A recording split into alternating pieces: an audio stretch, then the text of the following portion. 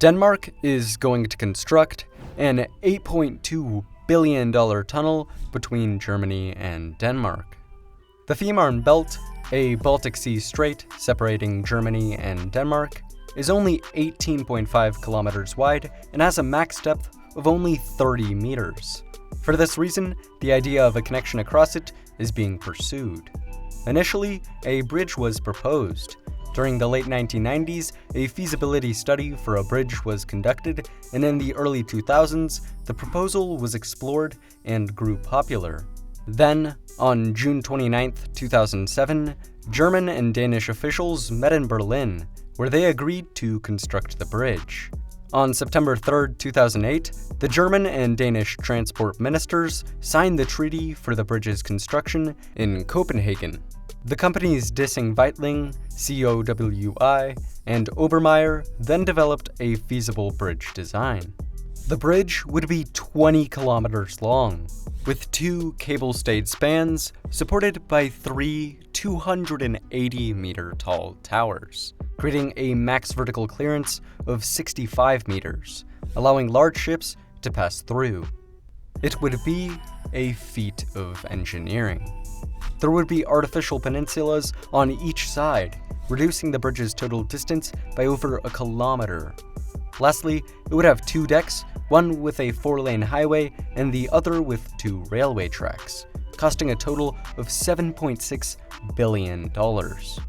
On March 26th and June 18th, 2009, the German and Danish parliaments approved the project.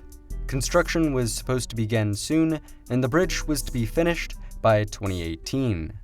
However, in late 2010, after further feasibility studies, Femern A, a Danish government-owned company in charge of managing the connection, announced that a tunnel was actually the better option. A tunnel would have a slightly larger fee and operating costs. However, unlike the bridge, it would not be pushing the limits of technology, would be much better for the environment, would have independence from weather conditions, and would have significantly lower construction risks. In January 2011, the Danish parliament voted with a vast majority to pursue a tunnel instead. The bridge designs were scrapped, and over the next 8 years, Femern A created plans for the tunnel, ensured its feasibility, replied to objections, obtained approval from German and Danish authorities, and received bids from companies. In 2019, preparatory construction works in Germany were approved and began. Then, in April 2020, the Danish parliament activated the construction contracts, initiating construction of the tunnel on January 1st, 2021. The Femarn Belt tunnel will be 18 kilometers long, connecting Rødbyhavn and Puttgarden, making it the longest road and rail tunnel in the world. It will be 42 meters wide and 9 meters tall, made of 79 217-meter-long elements, each weighing 73,000 tons. These elements will be manufactured in a massive factory just east of Rødbyhavn.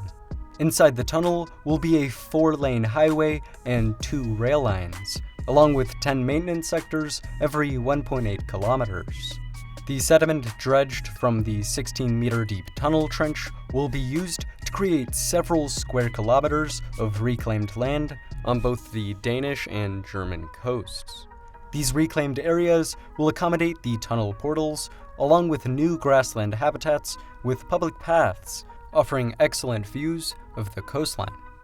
As part of the project, Denmark will also replace the Storstrøm Bridge, connecting Falster and Zealand. The German Femern Sound Bridge has been considered for replacement as well. On March 3, 2020, the German Federal Ministry of Transport announced that a new $837 million tunnel with 4 road lanes and 2 rail lines, just like the larger tunnel, will be constructed across the Sound. This will preserve the old Cold War-era bridge, which is classified as a historic monument. The Femarn Belt Tunnel project, including the necessary rail improvements in Denmark, will cost $8.2 billion and will take 8.5 years to construct, opening in mid-2029. It will be owned and almost entirely funded by the Danish government, who will pay back the project through toll revenue. In 2015, the tunnel also received 589 million euros, or 690 million US dollars, in grants from the EU. German participation will be limited to the land-based facilities on the German coast, where the current road will be upgraded to 4 lanes and the railway to double track for approximately $1 billion. The tunnel will turn a 45-minute long ferry ride into a 10-minute car or 7-minute train ride. It will shorten the commute between Hamburg and Copenhagen from 450 kilometers to only 320, a 30% decrease. This increase in efficiency will cut CO2 emissions, positively affecting the environment. The tunnel will be part of the Femarn Belt of the Trans-European Transport Network and will provide 3,000 new jobs. It will boost the economies of Femern and Lolland and increase transport efficiency between mainland Europe and all of Scandinavia. Lastly, it will likely boost foreign awareness of the Femarn Belt region, increasing tourism. However, the tunnel does have some issues. The current ferry network, owned by the company Scandlines, would essentially be replaced, resulting in a loss of jobs and the destruction of a thriving business. In addition, the congestion caused by the ferry is great for many local businesses. The tunnel would remove it. Furthermore, many locals have expressed concerns for the increase of noise that the trains will create. Fortunately, though, the train route has been realigned to settle these fears. Lastly, some believe the connection is not economically justified. Despite these issues, the advantages clearly outweigh the negatives. As mentioned before, large-scale construction is to start in 2021.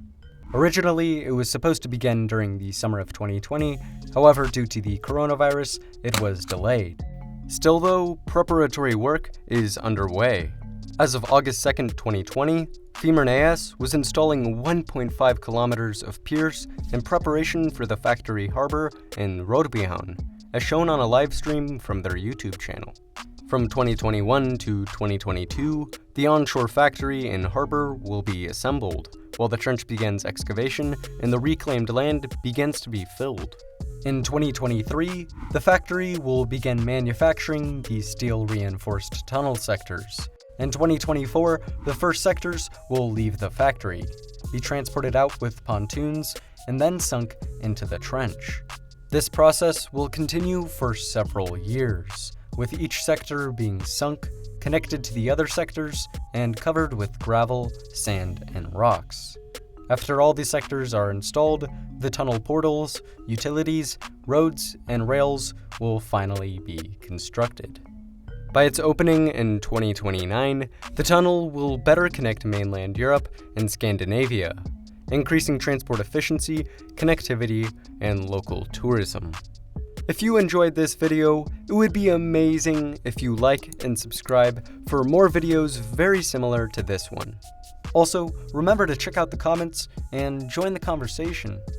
Thanks for watching, and see you next time.